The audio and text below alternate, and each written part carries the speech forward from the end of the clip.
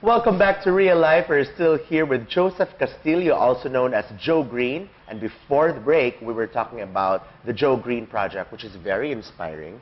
You know, actually, during the break, I was telling Joseph, I said, "Oh my God, Marag, how did you become like this?" You know, I mean, Joe, what happened? I mean, what inspired you? There was a turning point in my life wherein I had everything to see.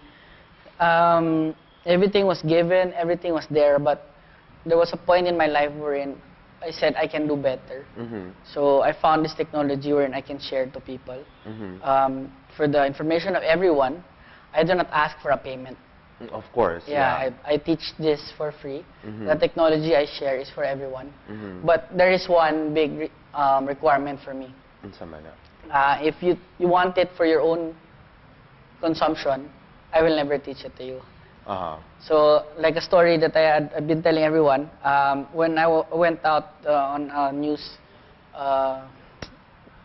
clip also in Davao, there's this lady who called up and was asking for me to teach it to her because she has tons and tons of plastic at home. But once I told her, I asked her actually, for what po? For what reason? She said, I'm going to do it as my own business. So I turned her down, and the ending of the conversation was a big blag. She put down the phone on me. My goodness. So, regardless of who you are and what you are in society, the biggest impact that you can do is also share it to others, right? Right. So for me, since I'm sharing it for free, no one has the right to take it for its own. Yeah. So if you're a big community that who wants to share it to another community, go ahead. Yeah. So basically, the people I've talked to are foundations that have certain groups already of people that they're helping. The Davao City Jail is very much active in helping me. Okay. I have 10 inmates under my project who I regularly talk to and visit every day. So I mix with them. You know, I talk to them how life is every day in prison, and I give them a glimpse of what hope should be. And there should be that space in their lives that they can say that there's still life after imprisonment. Right. So that's what I'm doing. So now. Joe, these 10 inmates, muhimo ni sila. Yeah. They make this. They process the plastic. They process the plastic, and then do they also get like a share from the sale? Yeah. And so after they've served their time, that money is theirs. Yeah. Actually, outright. When I pay them outright. Okay. So you're allowed to. You're allowed. Like, This 10 inmates that I'm talking about, in their terms, wala nang dalaw. I mean, nobody visits them. Oh my goodness. So these people are basically neglected by society and their family. So they don't have money to spend on a daily basis inside the jail. Why? People are spending inside the jail? You still need toothpaste and toothbrush. So that's not provided soap, by that's not provided.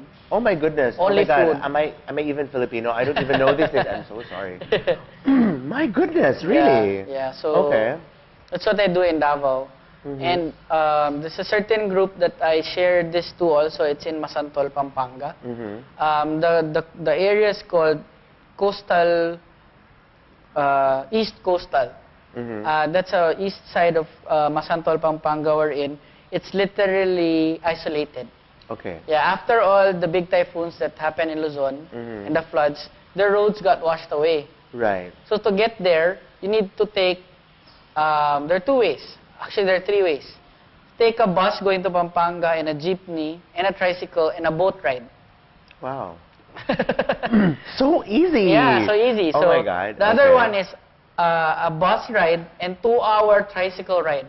A 2-hour tricycle ride? Yeah. Okay. So, and another boat ride. So basically, Joe, lisod jud kay pagadto. Yes. It's a very isolated area with five barangays. Na these people don't have any means of livelihood except for whatever the ocean or the fish ponds offer them. Okay. Which the plin is dagat. So then river also. River. Oh, so basically fishing. That's where they get their food. But nobody has work. Walay. Zero. So basically, some people there depends on the fish that they sell or whatever they can get out of the environment. But I mean, of course, you have to buy rice. Right. And you have to go to school. So basically, I've been teaching them this. So now that I've taught them this, the technology, most of them are trying to look for their own twist of the Joe Green project. Yeah. So I did not limit them to make bags. Yeah. So so what are the other stuff that they've come up with? Right now, we're looking at mats. We're looking at a lot of things. Yeah, pwede. Pwede mats. Okay. Mats, raincoat. Kaayo, bitaw. Trapal for their pump boats. Yes. You know these tricycles, right? When they travel, pag umuulan, they put up something in front. Yeah. So they do that now. So there are people there trying to look for something, but we will be launching something out of that area that will be very useful and very relevant to the floods that is happening in our country right now. So it will come out from that area. So basically, I'll be testing it there, and sooner or later I'll show it to the Philippines on what we came up in that area, and from a tragic story that this area has been, actually, they've survived so many floods, Ondoy, Kiel, and all those other floods that came in. The last flood that hit them, which hit Bulacan area very bad, all the water from Bulacan came to them because they were on the tip side of that area. Oh my goodness. So the school was wiped out, all their textbooks, everything. Even the vice mayor's house is underwater during the time, and it subsided for siguro after a week.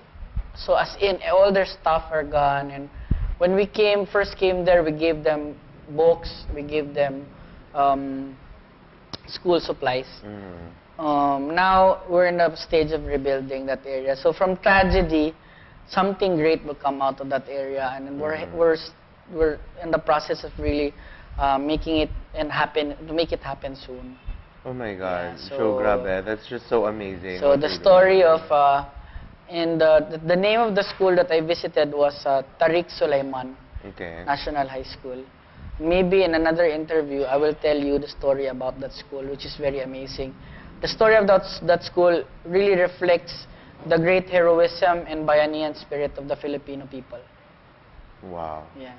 I wish we had time for that. Yeah. But don't worry, when we come back, we're going to get up close and personal with Joe Green himself.